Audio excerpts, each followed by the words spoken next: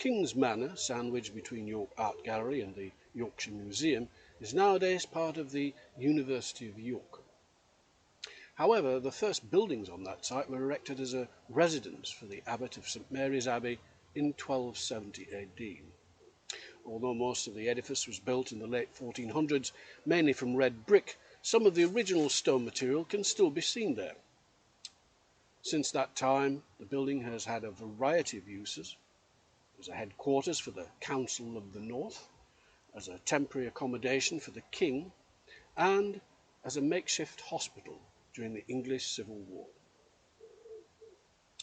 Not surprisingly, a whole selection of supernatural sightings have been made there over the years, including a ghostly monk wandering in the grounds, and another man, adorned in 17th century clothing, who is thought by some to be the ghost of Thomas Wentworth, the most favoured advisor to King Charles I, and a key royalist during the run-up to the Civil War.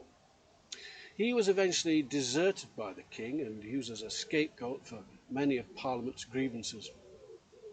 Charged with treason, he was beheaded in public. The ghost of a beautiful lady is also seen in the building, dressed in green and carrying roses.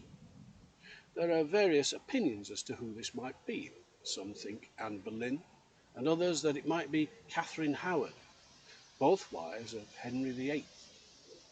If true, considering that both ladies have been seen in a variety of locations, ranging from London to Norfolk and of course York, they suddenly get about a bit.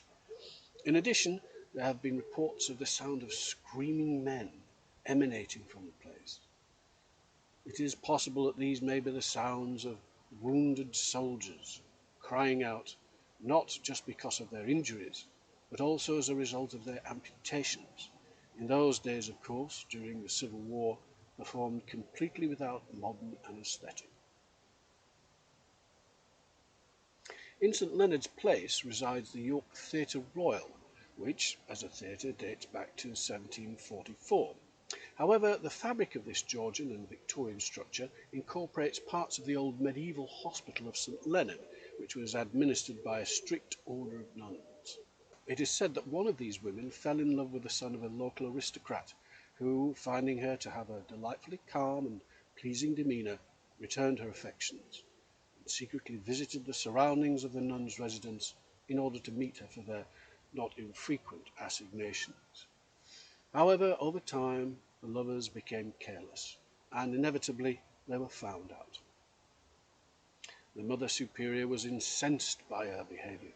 Having broken her vow of chastity, the nun was ordered to be imprisoned in a windowless room, which was straightway bricked up to form the poor woman's living tomb. The place where this cruel and gruesome event took place is now supposed to be a room behind the dress circle, which even today is said to have a cold and disturbing atmosphere.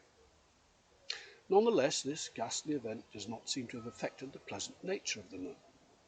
Although she herself often appears in faded grey, walking the corridors and rooms of the building, the nun is always peaceful and friendly, and it is claimed that sightings of her apparition herald great success in the theatre's current production.